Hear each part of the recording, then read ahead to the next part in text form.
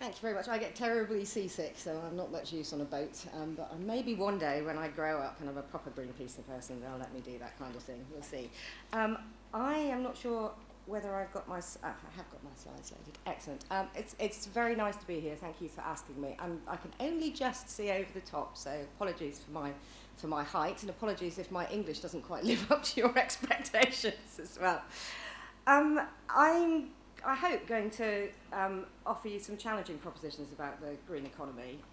I think that the narrative around the green economy is something very exciting and fresh and interesting in the world of environmental politics, but I also think that it risks very quickly becoming a kind of boutique activity, whilst business as usual gets on in the rest of the much larger, dirty economy.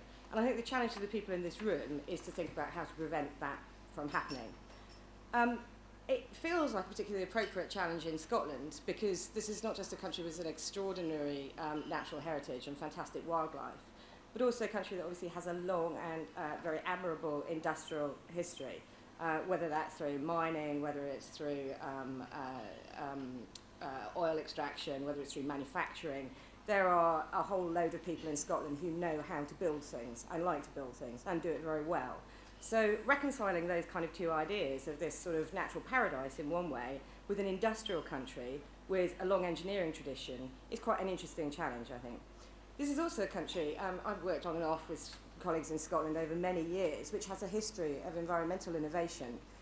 When I used to work in the water management sector, I remember that whilst the UK government was desperately resisting the idea of coming forward with any sort of sustainable flood management proposals, Scotland was coming forward with its own legislation to do that. That was really impressive. It was innovative and very unafraid to take, not risks exactly, but to put yourselves at the forefront of environmental developments in Europe. So with that kind of spirit of innovation and ambition, I'd now like to sort of weave a little story about how we got to be having this conversation about the green economy, and then throw a challenge out as to how we make that something that sticks. I'm not sure how well you'll be able to read this. I was reading a book about British history in the 1970s, because I read a lot of history and I'm a bit sad, and I was alive in the 1970s. And also it seemed to me like we might have a few lessons to learn for next year when things start to get rough with the cuts. And I came across this chapter about environmentalism in the 70s, and somebody talking to Teddy Goldsmith, who's the founder of The Ecologist, and they reproduced some parts of the cover and the content of this first ever episode of The Ecologist. Don't know if you can read that, but it says, "Population control for Britain? Can we avoid a world famine?" That was only the beginning. That episode of The Ecologist is full of a combination of terribly dire warnings about the end of the world, but also an extraordinary series of statements about how the way we have to solve this problem is essentially to return to being hunter-gatherers. It's a very attractive idea, but being told that by somebody in a kind of 4-storey stucco house in Chelsea, when you're living in an industrial back street in Bradford, no doubt didn't feel very attractive. It still doesn't feel very attractive to me. I think what this is telling us, in a way, is that this perceived conflict between environmentalism and economic development, growth and prosperity is something that's been around for a very long time and is a real thing, partly because actually for some radical parts of the environmental movement, they certainly do think it's impossible to reconcile the economy as it's currently structured with anything that looks like a sustainable life.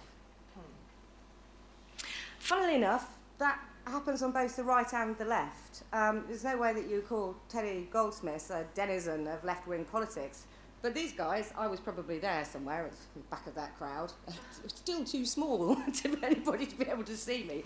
These guys, you probably remember them, they were the anti-globalisation protesters of the 80s and 90s. In this country, they were also reclaiming the streets. If you recall, that was the kind of very, very sort of vibrant direct action movement that opposed the road building programme in the 80s and early 90s.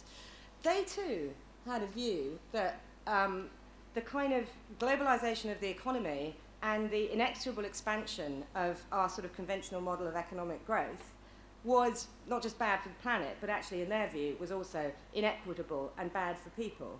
And their view was based around the idea that actually small, local, community-based ownership, locally produced food, a kind of a much more self-contained way of living was the way forward. So they were anti-capitalist protesters, essentially.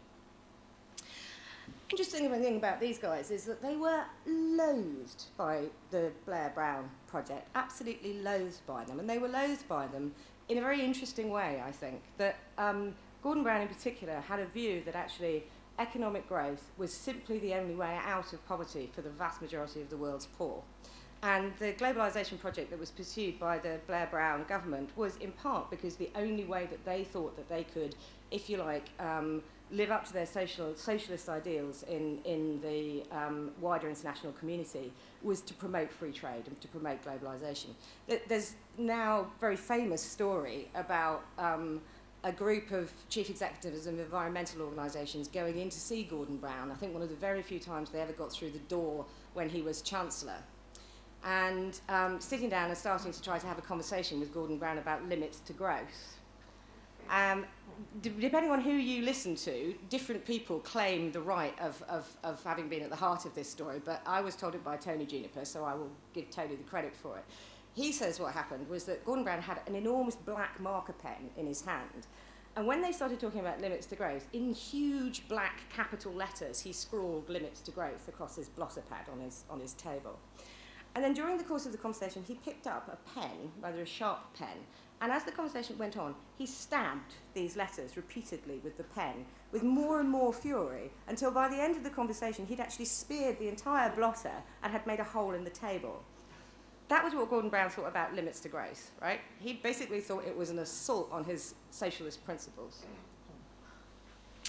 So whilst this conflict was kind of raging over really ever since the concept of environmentalism began, I guess, the thing is that the clock was ticking as well. And that outside in the world of kind of actual, if you like, kind of biological and geophysical kind of boundaries, things were happening which started to make people realise that our time was running out to a certain extent. And obviously the most important, or at least the most famous or infamous of those, was the impact that the risks of dangerous climate change began to have on people's perception politically about what the direction of economic growth ought to be. And this led us to a situation that we had in the build-up to the Copenhagen summit of last year. I think what happened at Copenhagen is absolutely defined by the almost irreconcilable needs and rights of people to search for prosperity on the one hand, and our need to try and deal with environmental limits on the other. The way that the environment and development movement dealt with this was that they came up with a kind of solution which they described as a fair, ambitious and binding deal, which pretty much everybody in this room will have kind of waved a flag about at some point during the course of the last couple of years. What that said was that we both needed to address the question of a very radical and very rapid shift in the energy economy of the world, but at the same time do that in a way that protected the development rights of the world's poorest. And we ended up with a proposition. Now, it was absolutely morally defensible. I'm not suggesting it was the wrong proposition, but we ended up with a proposition that said that effectively developed countries in the world had to literally transform in a decade the whole basis of their energy economy at the same time as translating flows of capital to the developing world of hundreds of billions of dollars in order to be able to address this problem. This was the only thing that we could come up with collectively, which was both going to deal with the question of equitable development rights and deal with the question of environmental limits. And we all know what the outcome was. Not only the worst organised summit in history, but actually an astonishing wake-up call for everybody involved in the environment and, I think, the development movement, because it just wasn't politically possible to do what we put on the table. It was politically impossible for rich countries to come to the table, agree that they were going to transform their economies under a binding international agreement at that speed and with that level of aggression, whilst at the same time handing over very large amounts of money to emerging economies who they perceived to be, probably quite rightly, their major economic competitors, in a situation where those emerging economies themselves would take on no binding targets in the foreseeable future. On the other side of the equation, the emerging economies looked at this and said, hang on a minute, I'm being asked to buy into a system which at some point in the future could mean that I have to start constraining access to energy when there are still millions and millions and millions of my population who don't get to turn the lights on because there are no lights. Neither side was in a position politically to be able to make that choice. And so you got the collapse that you got, the disaster that was Copenhagen.